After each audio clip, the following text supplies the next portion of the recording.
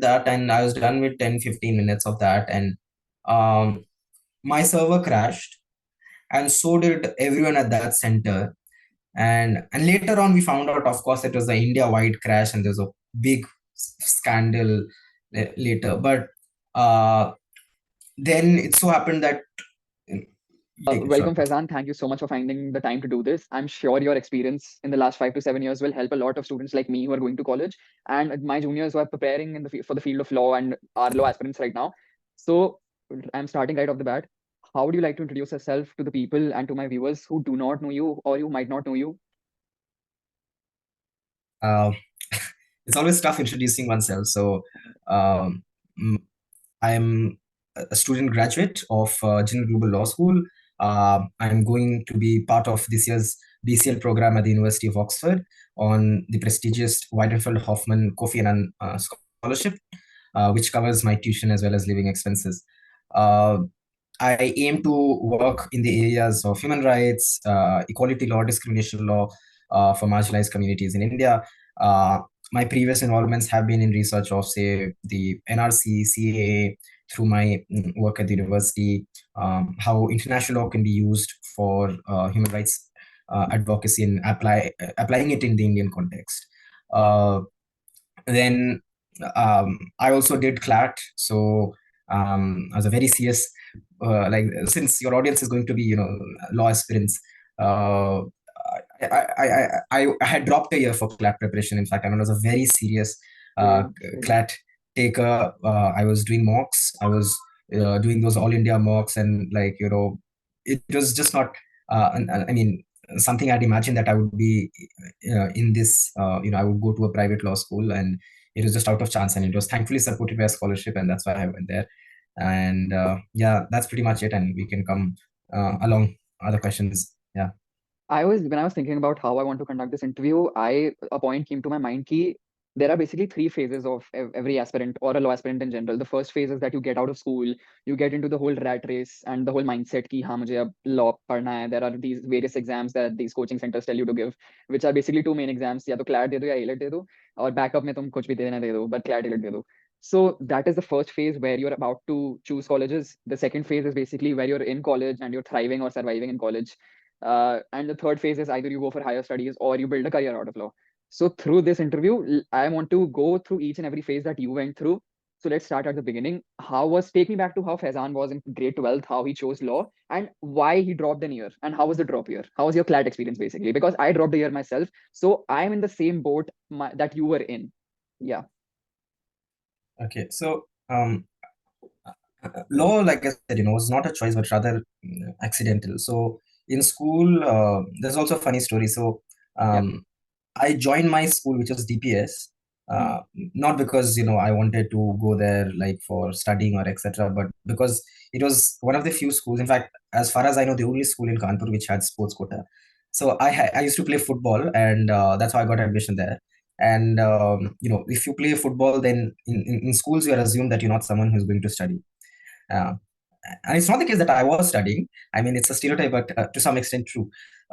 But yes, I was still willing to work hard and all of that. And I was till class 10th, I was still like, okay, I was very good in studies. So I got something like, 10, like there was a 10 CGPA time at that time. So उस time boards में percentage नहीं होते थे. So I had like some 9.2 CGPA if I remember. And then I thought, well, I can study. So I thought, okay, I will do probably, IIT or IISc Bangalore, something engineering, or Fiji coaching lagaunga. Uh, and I was also simultaneously playing very serious football. Like I was playing at the state, national level. I playing my under 16, under 17 that year. So I was even at one point contemplating a proper professional career in football. But then I saw that, firstly, we are living in UP. We are living in India. We are living in UP. So there's a lot of corruption and there are very limited opportunities. And of course, lots of structural barriers that sports people face. And, it's a tough choice then to make whether you want to do it as a career. But I'm still hopeful. But at the end of by the end of class 11th, I was failing all my subjects except English, uh, and which else? And I was not failing in PED. I was not failing in, say, computer science, but I had taken PCM and I was failing in all three of them. And I realized ki, in क्या बोलते हैं IIT वगैरह तो नहीं होना है. And when I started, like in my class 11th exam, I failed my maths retest thrice. I failed my physics exam twice.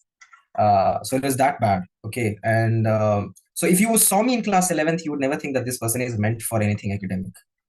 Like you'd be like, yeah, he's probably going to do something maybe that is not, academic. He's probably going to play football. Maybe he might take up some other profession that doesn't involve reading or studying. He might do something else. So you would not have thought of me as that person. Uh, then it so happened in the end of class 11th and 12th, I started doing these conferences known as Model UN conferences. Now, that's also an interesting story. I came to arrive at that. I used to like public speaking and like just speaking to people, debating, all of that in school. But because I was in sports quota, my school teachers somehow just assumed that sports is the only thing I can do. And two, even in schools, if you know that, the kids they send for these inter-school competitions, like it's a very small, close group of people who are close to teachers and all of that. And if you're not in those correct people, or you're not scratching the right bags, you never get those opportunities, you won't get the news even. So it's funny, I didn't even get, I didn't get the chance to even speak at a morning assembly. So it was there. And so once some friends told me about this thing called Model UN, where they said that, you have to just go and speak. So I said, oh, but the school will not pick me. He said, no, you don't need to be selected by the school. You just need to go there. I said, wow, how is this so easy? And I said, oh, there's a catch. Actually, you have to pay for it. I said, then I heard the fees and it was way expensive. Then I didn't know how to go. But it so happened that I had some generous friend who was like, acha chalo, and she agreed to fund my first MUN. And then I really enjoyed the activity in the sense that it, of course, it was a very elite activity, but the things that I was picking up there, the people I was meeting, the ideas, then gradually I started thinking, okay, who are these people? Where are they? So many of them were college students or right out of school, toppers who are also preparing for law entrance exams. So that is the first time I started hearing about law as a career and what it entails. And I thought of it not as something to make money, but or to even do something, but it's just that, oh, I think this is a field where I'm meeting smart people. Okay, because I didn't get along well with doctors and engineers who are there in my family, and I don't find them smart at all, or someone you would just have a good conversation with. So then at the end of my class 12th, I got thankfully promoted to class 12th on a conditional promotion. That means if you fail, you come back. Which never happens. That is still used to scare people. Also, schools have this thing that, especially I don't know if it's there in Lucknow, but in Kanpur, many schools follow this, that if you're just passing at, let's say, 70% or 60%, they deliberately fail you in class 11 so that their result in class 12 does not go down. Because उनको पता है कि they want all the people who are the 80-90 bracket. They can't take the 60-70 bracket because their school average will come down. So they deliberately fail these people in class 11. So either you go to another school because you don't want to repeat a year, or you repeat a year and then you come and get better marks in class 12. So that there's strategy to coerce students out of it. So I was one of those students, but thankfully it was in fact my sports coach and football coach who stood up and fought with the principal for me. And my principal was somewhat sympathetic to me because I helped organize MUNs. I got them a lot of money. I mean, they earned a lot of money from the MUN that was organized in my school. Like I organized the first proper Model UN conference in Kanpur where we invited executive board members from outside. We had various collaborations with UNIC, he for she, other places. So we actually made a very big conference that put Kanpur on the Model UN map. When all of these things happened, the school was at that time in class 12 thinking that, okay, this person can do things, but probably not studies, but he will do something maybe. That was just my principle. But my school teachers were torturous. Like they used to call my parents for PTMs and yell at them कि आपका लड़का नालायक है, कुछ नहीं कर पाएगा. And it was a very tough phase because I used to feel very insulted, and they were not very motivated and encouraging. And you know how it works in schools for students like us. Then at the end of the class 12th, I somehow took my final year exams. I don't know how, somehow. And I didn't expect more than 50-60%. I was like, okay, I just want to pass and get out of this. By that time, it was clear ki, I'll probably get a compartment, and like, I would not do engineering for sure, let alone IIT. I'd do something else. I was shortly considering maybe journalism, something. Uh, but then after my class 12, there was a big gap from the last exam to the second last was some, I think, PEd, and then the last one was something else, computer science something. ऐसे तो करीब 20-25 दिन का gap था, because the last and second last exam is held towards the end, optional जो होता है. So my boards was like I had a gap from say 16th March till 10th April, ऐसे कुछ था, 20 दिन का gap. So a friend suggested me to enroll in CLAT. उस time CLAT होता था मई में. So there was a 1 month crash course, and I enrolled in that crash course, and I just liked what they were teaching. Like I was like not about liking the law or the lawyers wanting to become a lawyer as such, but I was just enjoying the process of reading things like GK, reading legal history, reading say torts, those hypotheticals, reading consti, reading like just reading fun things which I had not read before. Uh, and I just like that process, and started to enjoy reading that. Whereas people who usually sit for law entrances now, in fact, for any exam, I usually suggest them that you should be a good reader, and you should try to read as much as you can. And I would say that uh, not just fiction, like people in school are usually reading things like John Green, all of that. I mean, those are light reads, or if you're reading something like Paulo Coelho or stuff, like the common mainstream things. But uh, I think it's very good to start reading non-fiction, non-fiction things. Uh, I read this book, uh, The Courtroom Genius by Nani Palkhiwala, who was still one of the finest lawyers. So I just started reading on books, biographies about lawyers, not to see, oh, I want to be like them, but rather more to see, oh, what has their life been like? Like, what is it? And I felt that it's not like they changed the world. Of course, many of them did end up changing the world, but it was more like an insight into how they think, how do they view society, how do they view people, what are their values, and that was very inspiring to me, that everyone had a drive to change uh, things, or whatever things that they were experiencing, and not just about getting a job or earning money or something like that. So after that, I applied for the crash course. I really enjoyed that, and I somehow got a rank of something in the 2000 kuch bracket, and just through the crash course in 1 month. And I was like, ये तो आसान है, तो मतलब का मजा नहीं आ रहा था. And that was also because I was very much afraid. There was उस टाइम में मैथ्स आते थे 10 नंबर के. सो आई वॉज सो अफ्रेड, मैंने कहा मैं पूरा अटेम्प्ट करूंगा, 10 नंबर के मैथ्स तो नहीं होनी मेरे से. So I used to leave that section pura pura. So I even left it in my first CLAT attempt itself. But I somehow got very good results. And I was like, अरे ये इससे इतना अच्छा आ गया, अगर मैं maths अच्छे से करूँ एक साल में, और if I do other things and I prepare seriously, with a full time, then I can definitely do well.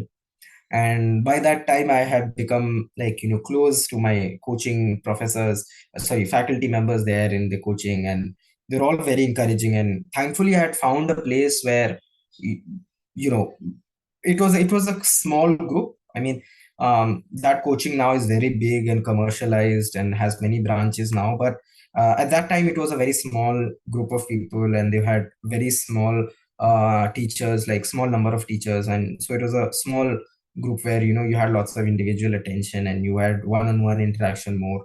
I'm still friends with many of those teachers till now, but that attention, and it was the first time I experienced teaching out of school.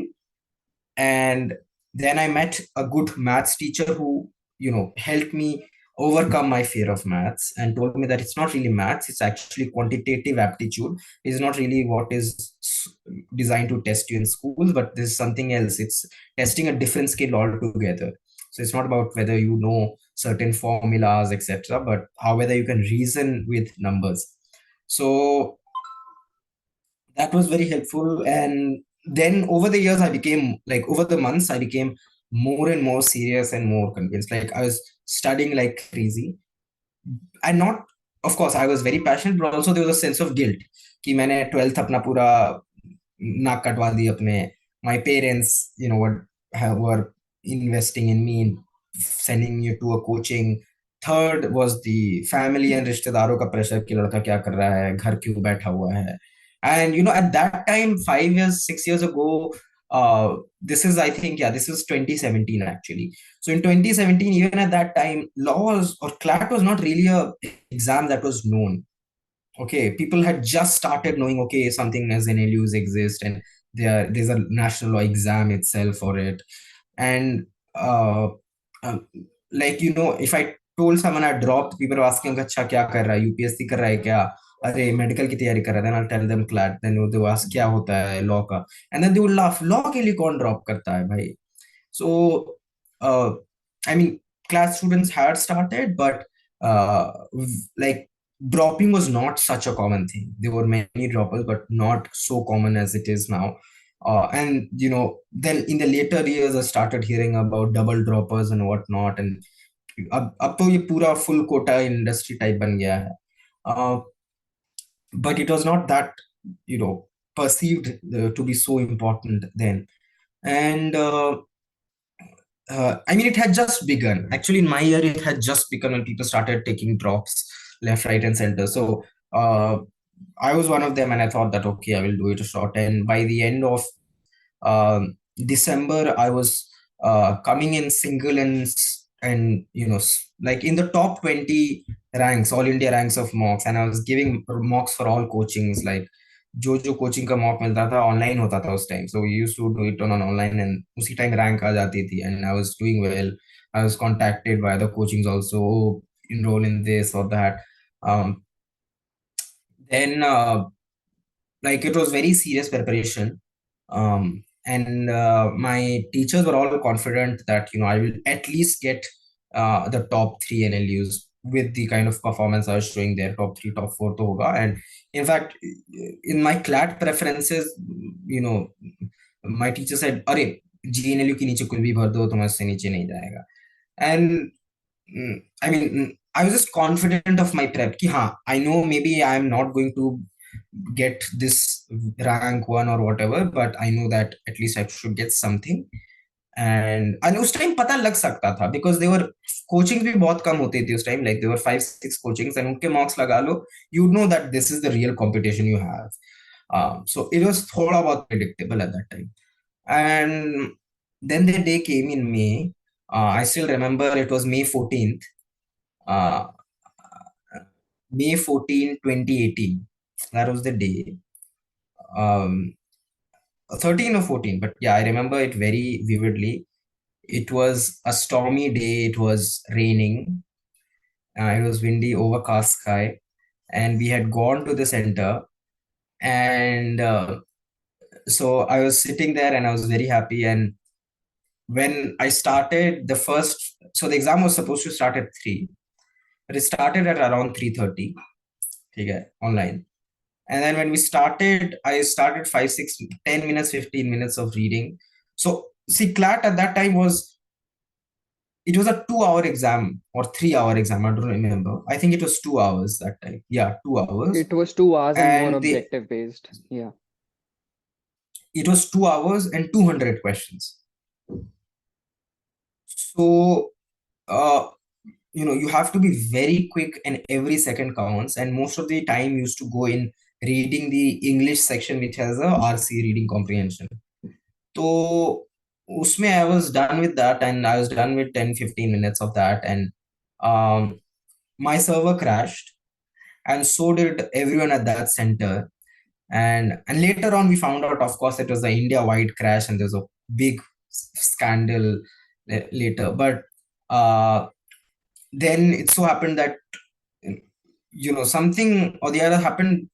Now the whole story is such that actually the persons who were handling that station also did not know what to do, and they announced their password on the mic, and they somehow, for some people, they came to your desk and manually restarted the system. So the system restarted at the same point where you had left. Okay, maybe, or sometimes it was still glitching where you still losing 2-3 minutes, and 2-3 minutes in a competitive exam like that is a lot. And But for some people, because there's a big room of people, they announced the passport on the mic and they said, "Oh, just click on start the exam." And all that, for a large chunk of people, when they did that, they had already read around 20 minutes of the paper, but the timer started again from zero. That means from the beginning. So they were all getting like 20, 25 minutes extra. So I remember when I came outside, I came at around 5:30, quarter to 6, and there were people writing the exam till 7 p.m., 7:30 p.m. And it was that bad. People were recording, and we were in Kanpur, but in many other centers in, say, Patna, yeah, there was evidences of mass cheating, viral videos going around of people using internet in the rooms, like all sorts of things that can go wrong in an online exam. Uh, there was a big fiasco that year. In fact, the matter even went on to the Supreme Court. Um, um, Salman Khurshid had represented the applicants.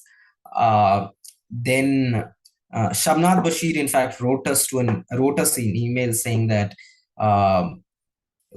it was a very encouraging email saying that, yeah, what has happened is unfortunate, all of that, but he indicated that I don't think I have any hope from the Supreme Court.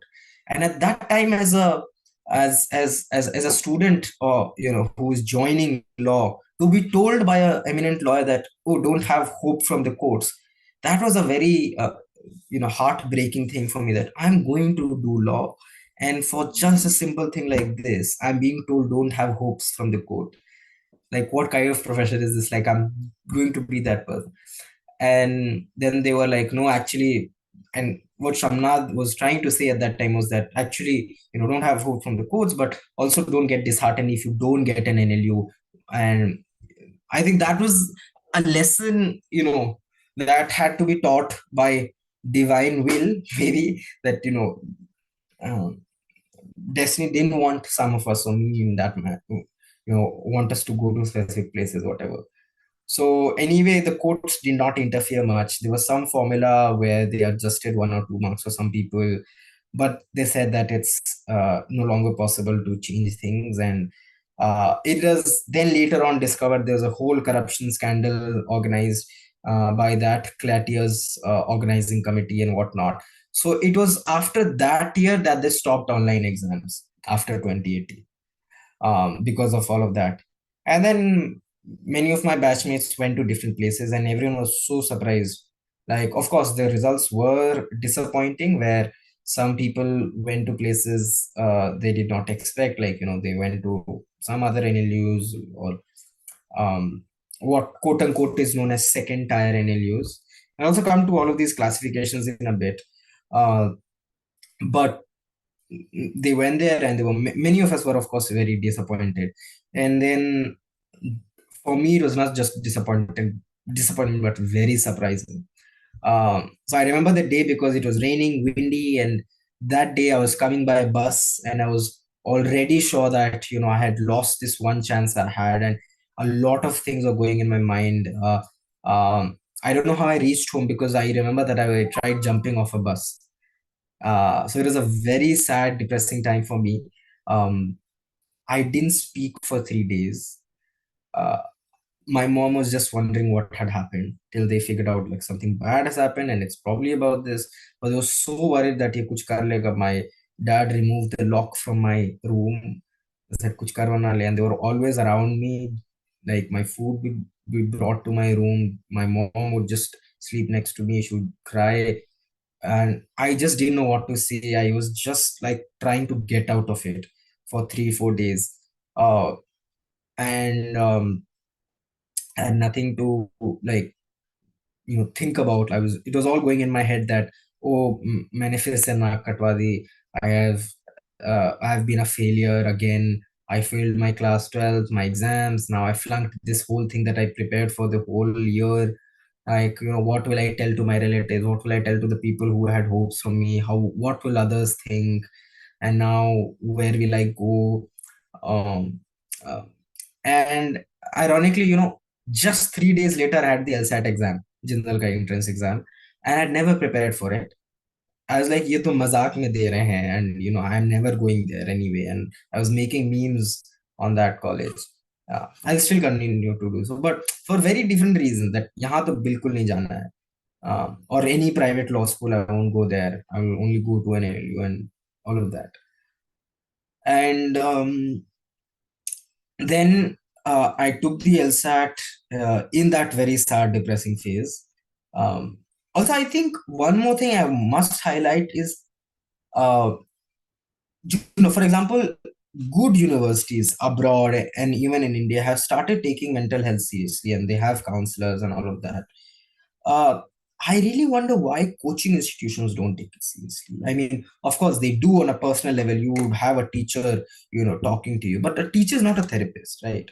And many students in school really don't know that they need and they should take help from a counselor or a therapist and all of that. And, you know, so I think this is something that coaching institutions or in general, anyone who is a law aspirant or preparing for any kind of competitive exam, please feel free to take help, and not just from, of course, your friends and all of that, but do reach out for medical, a therapist or a counselor or psychologist or whatever. And don't think of it as something that you're overreacting, or अभी इस उम्र में, like in my time, they're like, अभी इस उम्र में कौन depress होता है, इस उम्र में कौन क्या होता है.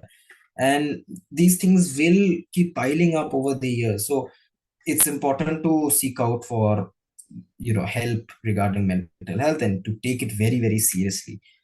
uh, Yeah. with that being said, uh, उसके बाद ये हुआ कि the results came out, and for CLAT, and I was suddenly not the poster boy for my coaching. I was like, they all were like very happy. They were caring about me till I was a prospective CLAT topper. But the moment now I was not of any value to them, and I felt very disappointed. Uh, people's value is just by their rank. Yeah. And I mean, not to blame coaching institutions for it, but this whole CLAT preparation ecosystem, even in law schools, in the first year, it's kind of shameful actually. Like when you go to NLS, and in the first year, people, instead of their names, are referring to each other through their ranks.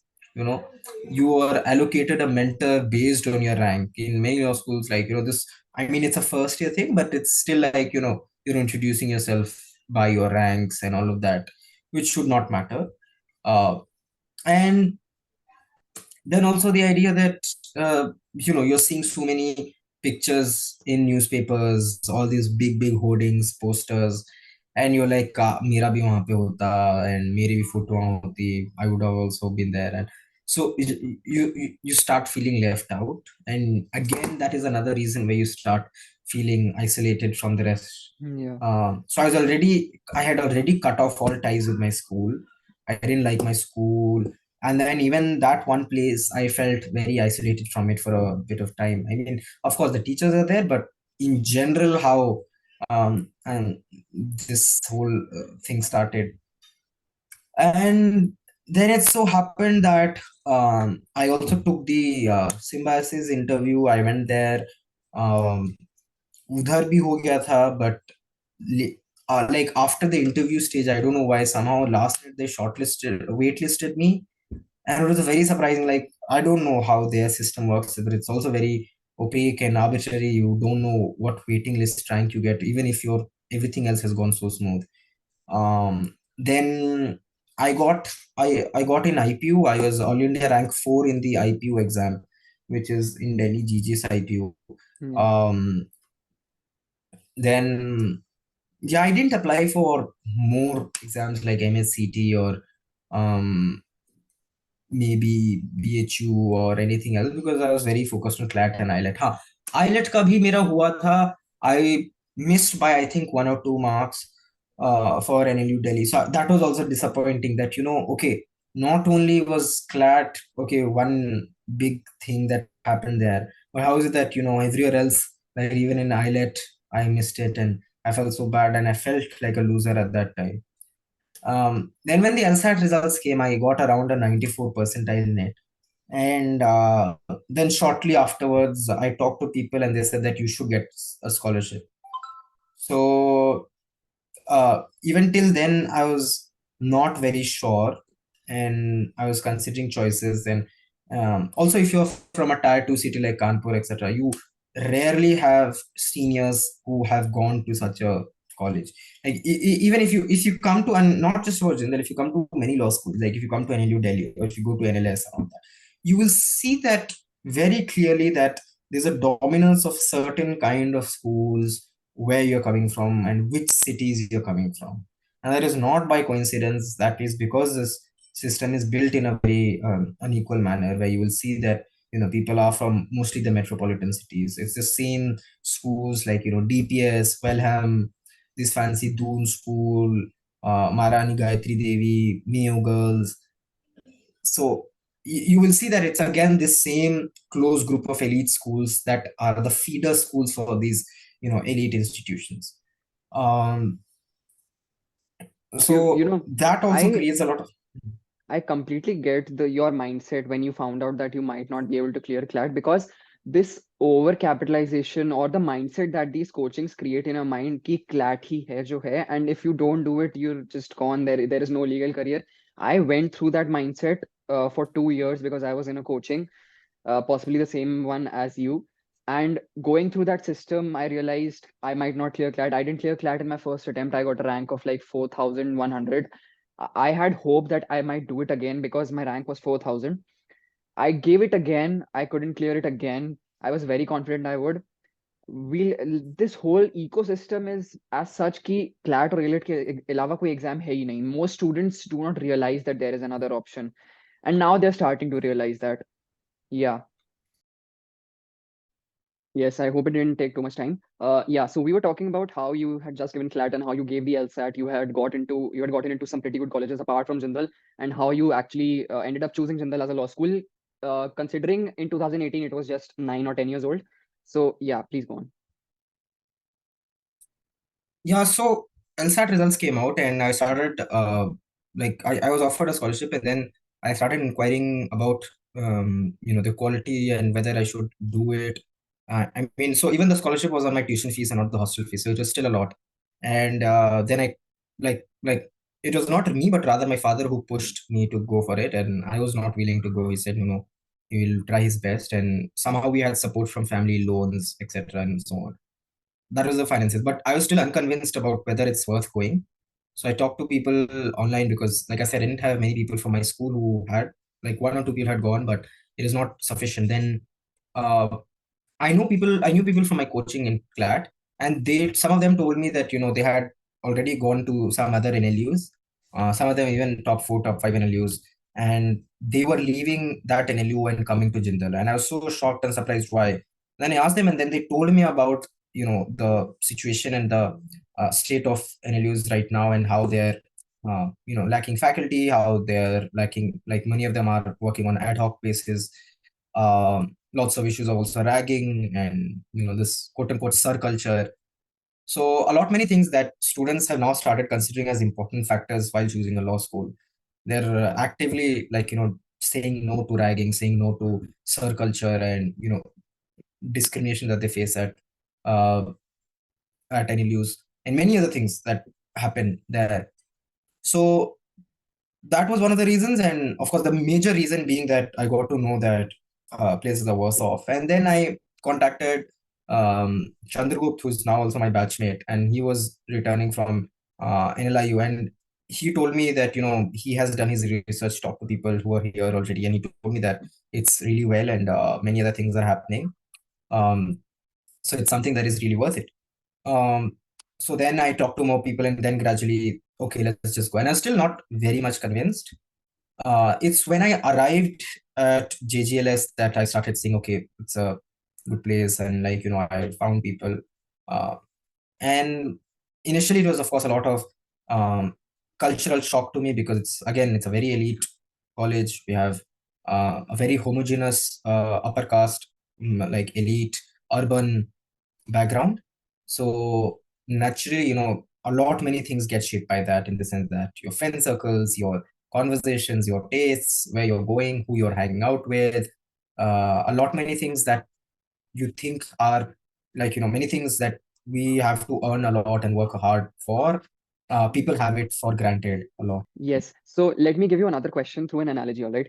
If you had a backpack in which you could pack all the skills, all the skill sets that you would need to survive in a law school, or a law school like Jindal especially, and to build your CV and to like, what would your survival kit be? Like how did the first year Faizan get affected throughout his 4-year, 5-year journey in Jindal Global Law School? And what all did you do? Yeah. So I don't think there's a survival kit. Rather, see, there are two ways. Like, let me tell you, you will survive law school anyway. Okay. If you're committed and you just have some good friends who will motivate you, and you have people to talk to, and you stay focused and keep believing in yourself even when the times are very difficult. uh, but I do think there are lots of things, like, if you get opportunities, it's very important to utilize them, especially if you do not come from a background where you have good connections and you have lots of other privileges, which allows you faster access to many other things, and, like, you already get things on a platter. So law school was, of course, very competitive for me, like in my first year, in terms of background as well as academically as well. uh, I was from a science background, like I told you. I did my course, which was a BA course. So the first 2 years introduced BA courses, and getting used to the humanities can be very difficult for someone who comes from a science background. Embracing, you know, things like subjectivity, because you're taught to maths, physics teach you to be objective. Here, things are supposed to be subjective. Things are supposed to be, uncertain. And I mean, law as a career itself, it's like there's no, like, I don't want to use the word subjectivity, but rather the fact that there's no one right answer, right? Uh, and that is something that you learn from CLAT as well. Like, even during my CLAT preparation, I had a lot of tough time in accepting that, oh, there cannot be a one right answer. And you'll embrace that much more in law school when you're taught to, answer questions and say that, oh, it doesn't matter what your answer is, but how you answer it is more important, and how you reason is more important. So one was getting and adapting yourself to that methodology. Like, the method itself is very different. So that, and the second was, of course, like, people coming from humanities backgrounds, fancy schools where they had already done, like, people who come from IB or international boards already know how to do academic writing. Like, they're taught how to write a thesis, they're taught how to do research and all of that. So they already know how to write in particular ways academically, and they are much more well read and read, like, more fancier stuff. Um, so that took me a while to figure out in law school, but I think if you put in the hours, it comes easily. And in the beginning, it was, like, very tough. And another reason again was that I had a very sad social life, so I used my first 2 years just to study. And I thought I was crazy also, because I was still not convinced, like I said, about Jindal. And I was like, okay, I'll just stay for 1 year and maybe apply for CLAT again. And by the end of the semester, I was convinced, okay, this is somewhere where I'm finding a lot of bright people, because most of the faculty that I had were people who were from NLS or from Harvard, Oxford, and all of that. And when I used to talk to them, they of course told me that, of course, that you're not losing out on anything. And many of them have also taught at other NLUs, and they assured me that it's not like, you don't have a smart bunch of dedicated students here. And there's also a myth that, there's something known as student quality myth, which people think that, you can decide that by rankings or, things like that. I think it's more to do with how diverse your cohort is, how different background they come from, and how, if they're able to put in effort in the classroom discussion. So it's more about how people participate in class, rather than a by default thinking oh, if this college is ranked lower or higher, it means the student quality is bad. It's actually very elitist. And uh, to measure colleges by their rankings, and, this tier 1, tier 2, tier 3 things, which I shall also come to in a bit. So there's a lot of myths about merit. And one is to, when you come to law school, you'll see how these things change. uh so yes, it was very competitive. I had lots of, thankfully I found support groups, support people who supported me, encouraged me, um, guided me in the right ways without demotivating me as I had in school. And so, in terms of, yeah, one of the survival skills is to stay motivated, is to not to lose out on opportunities and not take anything for granted. A lot many people who come to law school sometimes either give up or they take everything for granted. You don't want to be either of those. Um, for people who don't have backgrounds, like I'm a first generation lawyer and all of that, it's very important to realize that It's an unfair world. So then what you have with you is your own academic record somehow will become your only bargaining chip for at least initial years when you're like, at least building your CV. Everything else you'll see will flow from that. Like, your internships, your placements, your um, how you manage your extracurriculars, all of that. So your grades become very important in your law school years and how you're doing. And so if you just are able to focus on what is your course material and you're able to engage with it thoroughly, it's enough. And one thing I learned here specifically at my law school was to read as much as we can and to do critical reading. Like, I still know many students, and not just aspirants, but many law students who study judgments by reading their case summaries or online and whatnot. uh, Read everything in full. Like, don't take shortcuts, and that is what keeps you. And if you see good lawyers also, people who are doing are those people who are putting in the hours and not looking for shortcuts. Oh, I'll read a summary, or I'll get this person brief me, or I'll take someone else's notes and study. So I think it's important not to think of jugaad in your academics. Use your jugaad in everything else but academics. All right. So be sincere about your academics and don't look for shortcuts. Be smart about how you study. That means what to prioritize, how to make notes, and all of that. But don't look for shortcuts in getting assignments from seniors and all of that. And that is also a prevalent practice in many law schools, that you just somehow get your assignments, you make your projects, all of that. Uh, I don't think any learning happens from that anyway. Even in the long run, like if you don't get into the habit of writing original papers, if you're just copy pasting and all of that. And now what has happened after the pandemic is something known as ghostwriting. You just pay and make your assignments made. That is also very unfortunate, and I see many students have started falling prey to that. Um, it's really going to be to your detriment in the long run. Like, you might get grades or whatever, but at one time you will be tested on your original thinking ability, and it will come across. Okay, it's clear that this person could not have written such a paper. It's clear that this person thinks a very different way and writes a very different way. So academic frauds get caught, okay, and you will get caught one day or the other. So it's important to train yourself in these years. All These right. undergraduate years are the years to train Yeah. yourself in academics, in reading and writing, researching small things. So While choosing a that law school is for myself, yeah. While choosing a hmm, law school for myself, I used to talk to a lot of people, my teachers, alumnus from different law schools. I heard a lot of varying opinions on does law school matter or not after your degree is completed. If you're from an NLU, will you get preference somewhere? If you're not from an NLU, will you get preference somewhere? So I'll pose the same question to you. Does law school matter? Does the brand name matter? And if it matters, till what extent does it matter?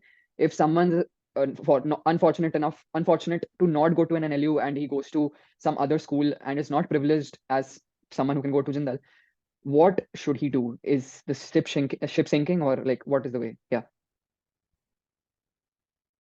that this is a very, like, big question. Okay, a big question. And a big question means that there are inherent smaller questions within it. And I've seen this debate at least for all my 5-6 years of law school. And I see most of the people, and a significant majority of the people who are reading this in, coaching centers, who are reading it on, say, Loctopus, Legal India, whatever they follow, they are all missing the point. They're all missing the point.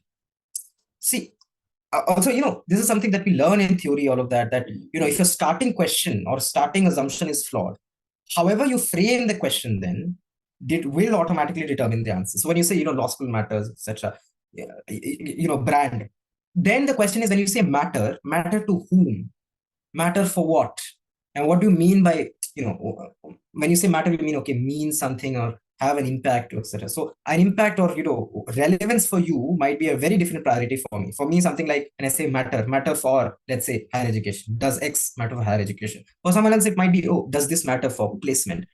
Does this matter for X? So two questions is that are inherent. Is it, what do you mean by matter, like it matters or is relevant, and to whom?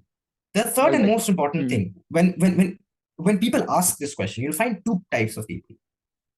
Uh, is one is saying that NLUs matter, okay, and some saying that NLUs don't matter. Your brand name does not matter. If you think of it, I'm not even going into the reasons behind it. You will see that there are two people, but at one point they're all saying the same thing. The difference is how they're answering and perceiving the question. To some people, the question is rather how the world should be, how the world ought to be. So this is what we know as an ideal or a normative answer. Okay. So for example, today if you ask me, is everyone equal? Are all human beings equal? Is that a yes question or a no answer? Nobody will say no. They will say yes. Yes, we're all equal. But is that correct, or is that a truth? Is that a statement that is true? It is not. We see equality in society, etc., and so on. So similarly, when most people say that NLU's brand names don't matter, what they mean, rather, in some sense, and you will realize this if you engage with them, is that they should not matter. So they're saying things like, oh, it doesn't matter which law school you come from. If you work hard, etc., and so on, you'll do well. Right. But they know the truth. They know that there's going to be some biased asshole who will be like, no, I prefer students from XYZ, etc., and so on. The thing is to realize that this is a pattern, there is something that is happening. How do we break this cycle? Right. Yeah. So maybe when you become and you enter a position where you can change things, in fact, there are always certain ways of contributing towards change and like reform or whatever that you want. But it's to, at the minimum, like the basic point I'm trying to make is to how you perceive the question. Many people are saying how it ought to be. Some people are saying how it is. So when they say how it is, they're not praising the system. They're highlighting that the system is unfair, is already pitted against you. Now, what do you do with that question is on you. That once I tell you, listen, this society is an unequal, unfair world, do you stop living in it? Do you stop fighting for it? Do you give up? What do you do? So if someone comes from, and now you understand where people are coming from. Non-NLU students come to me and tell me, ask me, oh, does NLU brand matter? If I want to motivate them, I'll tell them, no, actually not. It doesn't. You don't need to consider that at all, and etc. and so on. But I know for a fact that when they go, they are going to face discrimination, and they continue to face that. It happens for a long years. I mean, this is a known fact that even tier 1 law firms for many years, I mean, until recently, all of them had discriminatory pay. That means they will pay their NLU recruits differently and higher than their non-NLU recruits. There's something that is out there in the public domain. Similarly, for many, even higher education destinations, many universities still used to consider, oh, how is the prestige of the university that they're coming from? So a lot of, I'm not calling it bias, I'm calling it structural barriers that exist because it's not something that is functioning only in the mind of one individual. The system is built in that manner. I mean, I don't want to overload you with all of this, but just get this basic idea that, of course, there are certain things that come along with it, but it doesn't mean that you don't do certain things or you think that you don't have a chance. That is an important thing. So now when it comes to what are the realities, like I said, because of this discrimination, there are going to be people who benefit from that system and the people who don't benefit from that system. NLUs remain inaccessible. The large chunk and a majority of India's population can never access NLUs because they are testing only in English. Second, 4,000 is very much for an entrance exam, for any law school for that matter. And of course, the fees. Private institutions are, of course, very more expensive, but even the NLU's fees is way, way much higher. Compare the fees of an NLU with an IIT. There's a lot of that. So, a large chunk, in fact, I'll say all of the problems plaguing NLUs and public institutions is because they are deeply underfunded. So at first, you don't invest in them. Whatever you are already investing, you are now disinvesting and then saying that now we'll invest in private institutions. And now it's getting worse with privatization and the new education policy and all of that. So when you disinvest, you destroy an institution and then you complain that, look, NLUs are inefficient or not working and they're not giving quality education. Of course, they have arrived at that situation because we have turned and our policies, our government policies, our public investment has turned towards the private sector rather than the public sector. Now, I mean, once you understand all of that, you will, the limited point being, you will stop seeing it as a moral question. You will stop seeing it as an individual question. It's a choice that you are making. No, it's not a choice. It's a forced and coerced choice out of the limited things that the system gives you. For those who are privileged enough to afford it, they are able to go to private institutions. For those who aren't, they're messed up. With all of that, then the question is, what do you do with the opportunities that you do get? And that is the most important part. There are other ways. And I'm not saying in an abstract sense. Okay, I'm not saying that, oh, just fight blind. No, I'm saying there are other ways. There are more and more organizations that are coming to help people who don't have access to internships. So, for example, there's an organization I was involved in, that is SEED, which is CEDE. That is also started by my professors, Advocate Disha Wadekar, and a former JGLS graduate of Vinesh Matthews, who was my senior in law school. So they have started this organization called CEDE, which is for inclusive and representation of marginalized communities in the legal uh, sphere. So they provide internship opportunities, they provide mentoring, they teach you how to build your CV, how to network, how to do basic skill building within law school.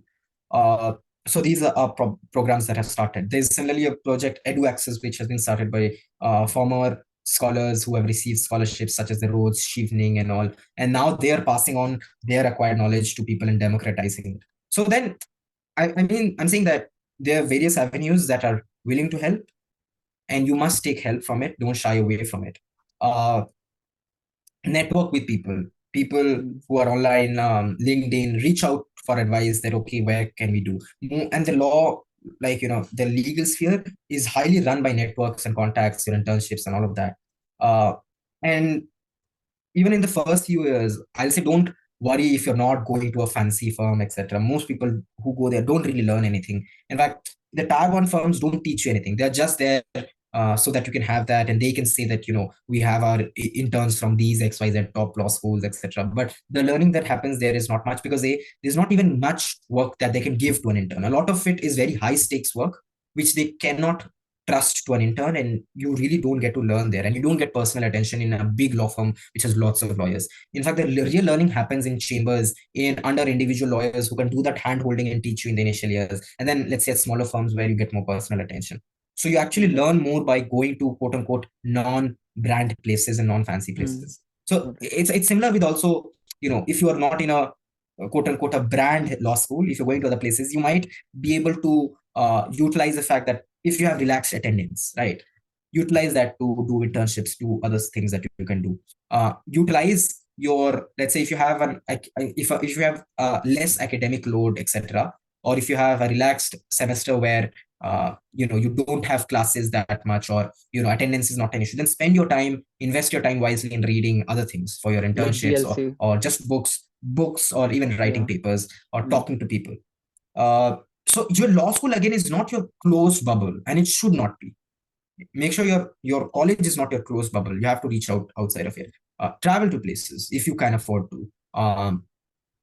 It's like if you are able to pick a law school in like places like Delhi, it's beneficial, because then you're around the courts and you can always go and just sit in courts, just sit and observe court proceedings. That is also fine. So in my first year, I didn't know anyone. I didn't have any clue how to get an internship. So I just came back to my city, Kanpur, and I just walked into a chambers, into a lawyer's chambers in Kanpur district court, and asked him that I want to intern under him. Then he asked me, what is an internship? And I have to explain to him what it means. Then he said, oh, just follow me around. So, Mm. and I ended up learning a lot, far more than, in fact, than I've learned in any internship at the district court.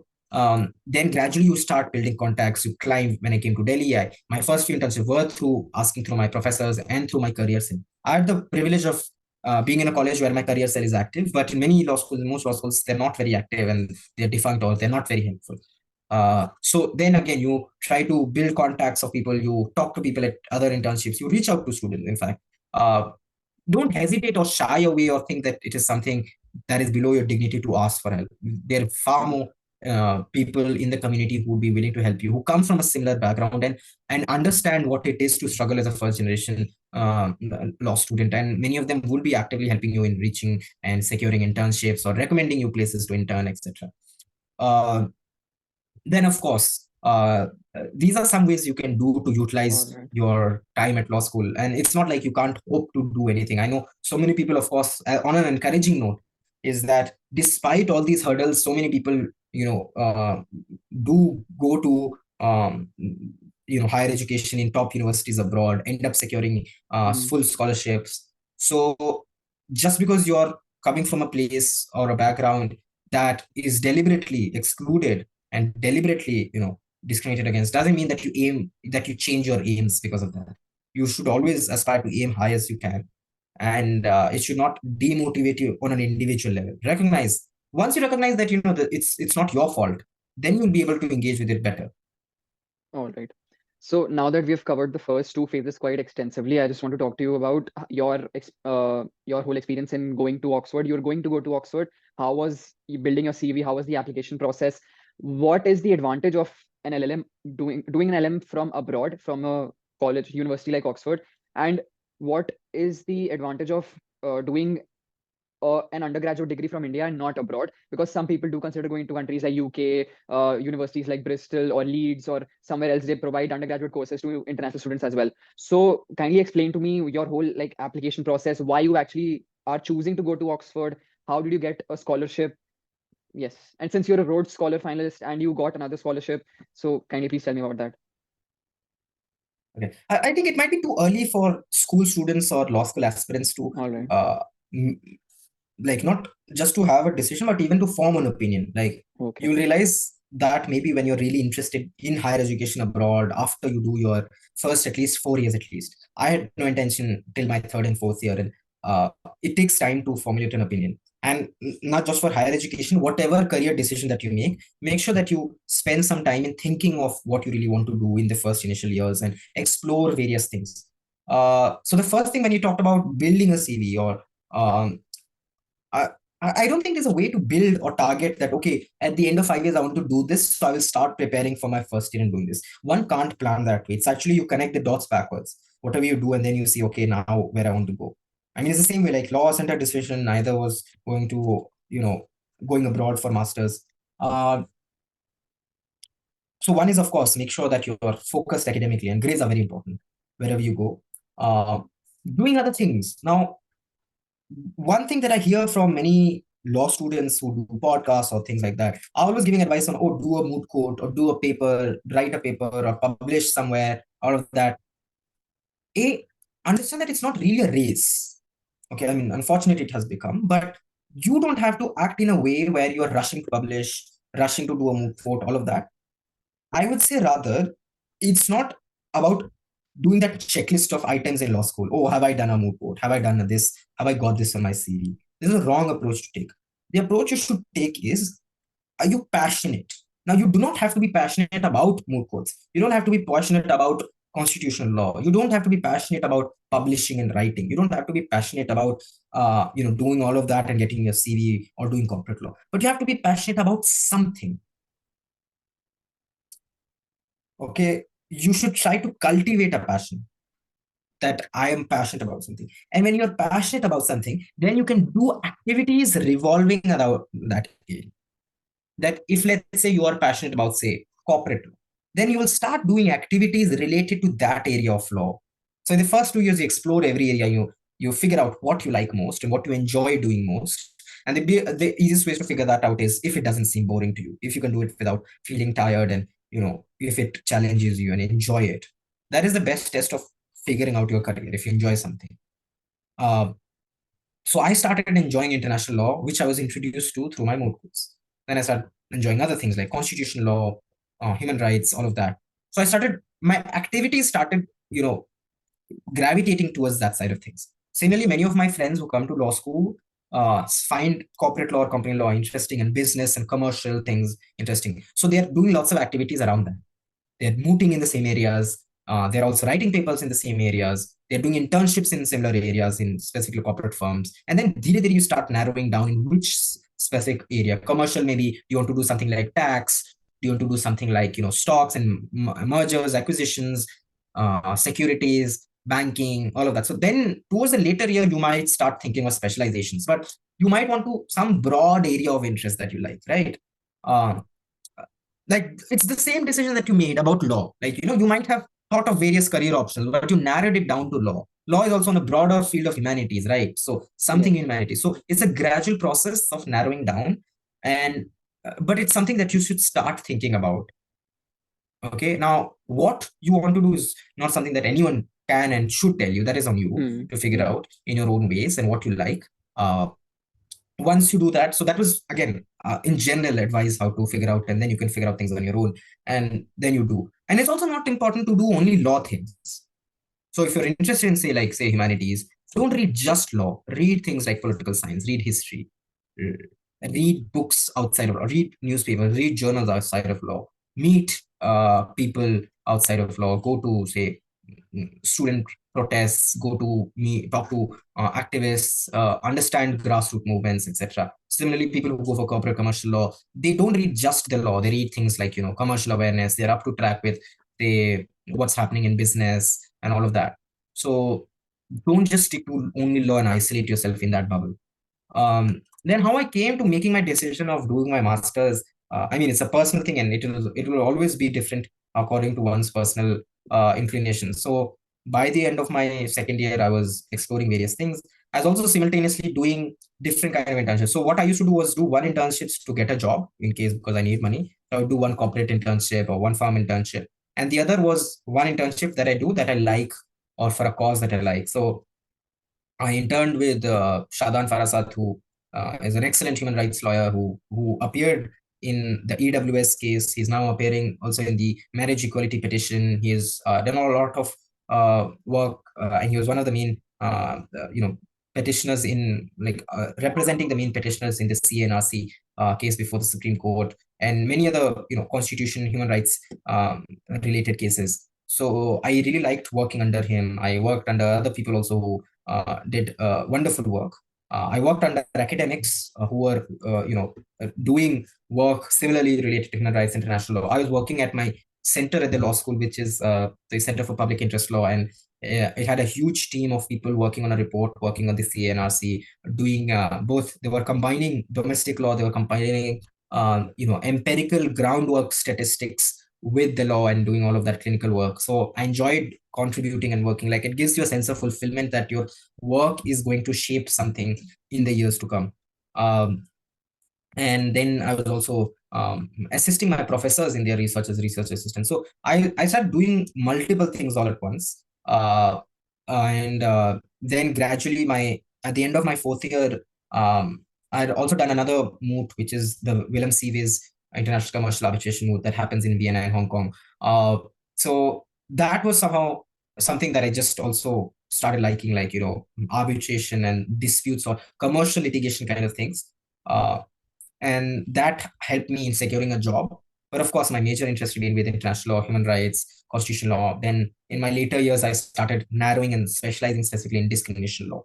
So again, all of these things were still motivated from the community I come from, my politics, my involvement in student activism and student movements and all of that.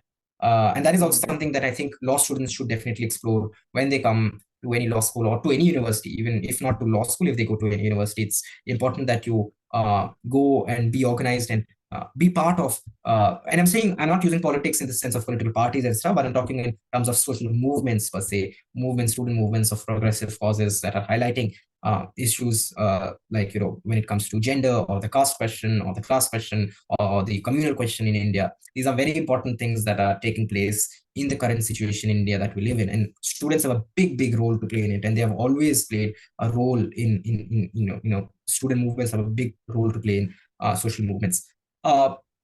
So all of that culminated into one thing that, okay, I want to do this and I want to go for a master's abroad. Now, here's also one thing that I must highlight is that your master's choice should not be shaped by brand value or so on, but rather who do you want to learn under and what is that specific course you want to do. So where is that course being offered? And where can you get that specialization best from? So it just happened to be in my case that comparative equality law is specifically taught at Oxford, and they have a big, nice human rights center that is focused on South Asia region, and they have lots of Indians. So that was the biggest choice of why I applied to Oxford in the first place. And I now come to the question regarding now what things to keep in mind. My personal reasons for thinking of going for a master's abroad. But again, it was really contingent on getting a scholarship, and I would have gone only if I would have gotten the scholarship. So I also applied for the Rhodes Scholarship this year. Um, and there we had 3 rounds. So there's a written round where you submit your documents, you write your SOP, then they are shortlisted for an interview. Then we had a round of interviews, discipline wise. That means you have interviews by people from your own discipline, and technical things are asked, whatever. They ask you about what is it in law that you want to do, all of that. and I was interviewed by professors from Oxford, notably Professor Shatre, who is someone who I want to study under, and it was very fascinating for me. And then after that round, we go to a final round. Final round is basically people from all across disciplines and all across, and there are around 15 finalists every year, out of which five get selected from across the board. And all of them were excellent, most, I can clearly say, the most passionate people I've seen, and dedicated and driven and had a vision of what they want to do. And the panel also was very exciting. The people who were interviewing me, I had Mukund Rajan, who is also a Rhodes Scholar and brother of Raghuram Rajan. I had people like Dhwani Mehta, who's the founder of Vidhi, think tank for legal policy in India. Uh, all former Rhodes Scholars. Um, I had a, I had someone from Microsoft India head. Then I had someone who was like from various backgrounds. There was a famous economist on the board, Rajat Koturia. There was from all of them were former Rhodes Scholars. There was V.S. Chauhan, who was the former uh, UGC head, former, who retired and is now. So all of them were very big people, and it was very interesting to interact with them. And like usually the Rhodes Scholarship has very fancy people who sit on the panel and interview people. Like people in the past have been ranging from like I know that people had Girish Karnad once interview them. um Tharoor has once sat on that. um so they usually have a very big fancy profile, very reputed people come there. And it's not just like, okay, you just are thrown into an interview room. The first day is a lunch with all these judges, and you get to know them and you interact with them. That's very nice. And then on the second day is when you have your interview. So you have time to build and introduce yourself and talk about your work and take interest, and they take interest in your work. And then second is the main interview, when you're asked lots of questions, and not just technical ones, but more about what do you want to do and what's your vision.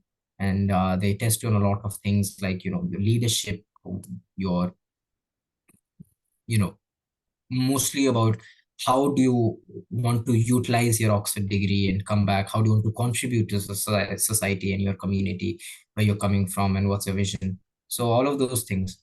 Um so it's very competitive. Of course, it's the most competitive scholarship in the world, and the oldest, most prestigious one. um Unfortunately, this year they didn't take any law students. So they usually take from different backgrounds. And uh the trend has been that it has mostly humanities students, and then at least one or two law students go every year. But and this year only two people from the legal discipline, me and Norman, another friend from mine from ILS. uh, and it was also kind of a path breaking thing, because that it was the first time that no NLU was there in the final rounds of the Rhodes. So that is a good thing. And the second thing was that we were only two law students in the finals. So we were thinking that, okay, at least one of us, or at least both of us, should go maybe. But it so happened that unfortunately this year they didn't take any law student. They, as a matter of fact, they hardly took anyone from the social sciences. So it was mostly STEM people, and the furthest they went to was someone from the economics background. So that was unfortunate again, but I didn't really mind it, because the process itself was such that it helps you think a lot about your own journey and think about your vision, what you want to do in life. It helps you reflect a lot on, like, who are you, and what do you want, and what do you want to do, and why do you want to do it, and why is it that you want to do it from Oxford and not from anywhere else, and what do you want to come back and do and contribute to society. So I had not thought of those questions so deeply before, but only during the Rhodes process. And that really helped me in my other scholarship Hmm. applications as well, because it's the same thing that, you are carrying over the same things with some, of course, tweaks and all of that. So then I applied for this other scholarship that also happened through Oxford, that is the Oxford Weidenfeld-Hoffmann and Kofi Annan Scholarship. It has the same benefits in the sense that it's just that, of course, it's not as prestigious as the Rhodes, because it's a new scholarship that was started just in 2012. but it covers everything. It covers my tuition and living costs. Then the process for this for it was also similar. We had a written application where you fill a questionnaire, which in fact asks more pointed questions that, um, why do you think you're a suitable candidate? Why do you want to do this? What is in fact, one of the questions was, what is the crisis that your country is facing? And how do you aim Okay. to contribute and work in that area? So I found those questions to be very pinpointed rather than just saying, oh, draft an SOP and tell us what Yeah. you want to do. So it kind of gives you direction. What exactly do they expect you to answer? So in that sense, that question was better. And then we had a round of interviews in April. And so also, so there are two kinds of scholarships. One is that Hmm. happens outside of the Oxford process, which means something like Rhodes or Yeah. other things. There are some scholarships where you become eligible for only after you secure an admission offer. Okay. So some of the scholarships that I applied for, I became eligible for it only after I got my admission offer to Oxford. And yeah, there are lots of, I mean, we could do a complete separate session on how to apply Yeah. for higher education abroad. Sure. But I will say, just for this level, is that don't think you can plan your higher education. Rather, you Yeah. will only you can only look at it backwards in hindsight after your fourth year. What is it that you're interested in? Where do you want to go? And even now, you will see that now the trends have started changing. Many students now depart from the traditional Oxford, Cambridge, Harvard route. Now they go Yeah. to other places which are more specialized. And if they want to go for a particular course, they're going to other places. Funding is the most important Hmm. consideration, and it Yes. remains to be. So a lot many other factors are coming up. Then people also factor in, okay, which city they want to study in, how they want to go to a smaller batch size, or whether they want to go to a specific country, a specific jurisdiction, and so on. So these are some of the factors people look at, and maybe where they want to be employed. All So it's right. not only Oxford now, and Hmm. people also, many are exploring other good options in the UK, in Europe, and Australia also, which has good funding. All Um, right. Besides that, even in India now, like you have institutions such as this South Asian University, which offers lots of scholarships for Indian students and from students from SAARC nations. So you get full tuition, waiver, hostel, as well as stipend as well. And Yeah. it's a very good option for those who want to consider an LLM in India itself. Okay. Then besides that, of course, people who do the CLAT PG and LLM from NLU Delhi. Um, so yeah, these are the factors that you might All want to right. consider for higher education. All right. And it's Thank also you not so important to much. consider at all. I mean, it's Okay. also fine to. One of the important things I also learned was that Yeah. don't rush to do a master's immediately. Hmm. And I will still maintain that it's far more advisable for you to work for a few years and then get the work experience and then go for a master's education, because you'll Hmm. have it figured out. I had to go as a matter of coincidence, because I cannot defer my admission and I cannot Yeah. defer my scholarship, else I would Yeah. have worked for some time. But yes, I think it's very important to be in the field and have Yeah. some industry exposure, be it in a firm or in the courts or wherever you go. Yeah. Thank you so much for your time. I really thank you so much for sitting through these tech gaps and tech lapses. I'm also figuring It's it fine. out myself. So thank you so much for cooperating with me. Is there anything you would like to let me know? I'll obviously edit this out. This is just you and me speaking personally. Is there anything you would like to give advice me on? Just to 1 or 2 points, or we'll just end this interview.